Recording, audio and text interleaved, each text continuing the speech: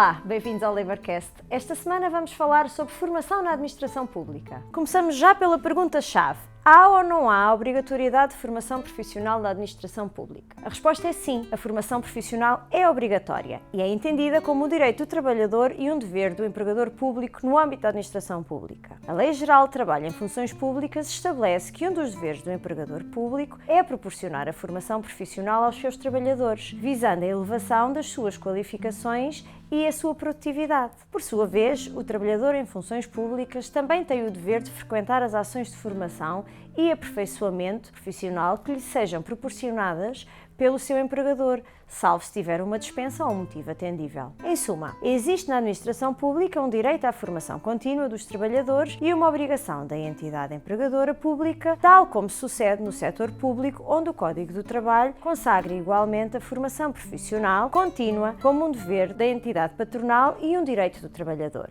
Outra questão: qual é a carga horária anual da formação obrigatória por ano na função pública? Aqui a resposta é um bocadinho diferente. Diferente do regime privado, onde a lei prevê um mínimo de 40 horas anuais de formação contínua por trabalhador, conforme o 131 do Código de Trabalho, na administração pública não existe um número fixo mínimo de horas de formação obrigatória por ano. A legislação específica do emprego público define antes objetivos gerais, determinando que os órgãos e serviços devem tendencialmente assegurar a todos os trabalhadores uma ou mais ações de formação em cada 3 anos. Ou seja, a orientação é que cada trabalhador tenha pelo menos uma ação formativa no decurso de 3 anos, não havendo uma quantificação anual obrigatória. Há, no entanto, disposições específicas que fixam mínimos em certos contextos. Por exemplo, o artigo 81 da Lei Geral de Trabalho em Funções Públicas estabelece que sempre que o trabalhador desempenhe funções que exijam especial qualificação, funções afins ou funcionais ligadas à sua atividade principal e que requeiram uma qualificação específica, o exercício dessas funções confere-lhe o direito a pelo menos 10 horas de formação profissional por ano. Além disso,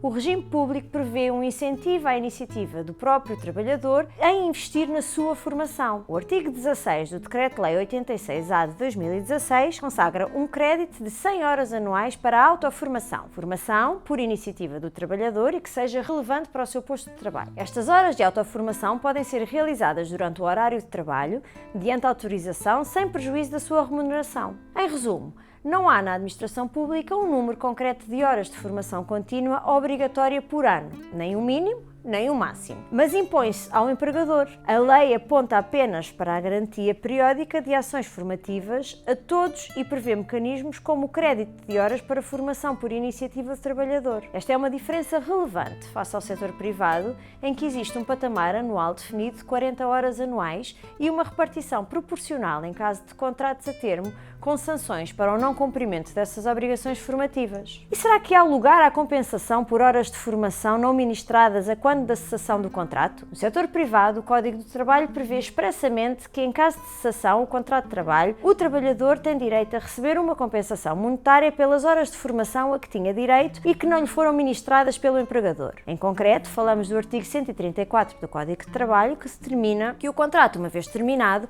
o trabalhador deve ser pago pelo número mínimo anual de horas de formação contínua em falta, ou, se for o caso, pelo crédito de horas de formação adquirido e não gozado até à data da cessação do contrato. Já no regime da administração pública não existe uma norma equivalente. Nem a Lei do Trabalho em Funções Públicas, nem no Decreto-Lei 86-A de 2016, nenhum deles impõe ao empregador público a obrigação de indemnizar ou pagar ao trabalhador as horas de formação não concedidas em caso de cessação do vínculo. Ou seja, se o trabalhador em funções públicas terminar o contrato, não há direito legal a receber pagamento pelas formações obrigatórias não realizadas, ao contrário do que acontece no setor privado. A falta de formação no setor público pode configurar incumprimento do dever do empregador público, mas não está associada na lei a uma compensação financeira direta do trabalhador a quando da sua saída. Esta diferença evidencia que o regime público, embora imponha a obrigação de formar, não prevê um mecanismo de crédito de horas nem uma indemnização automática por horas de formação não usufruídas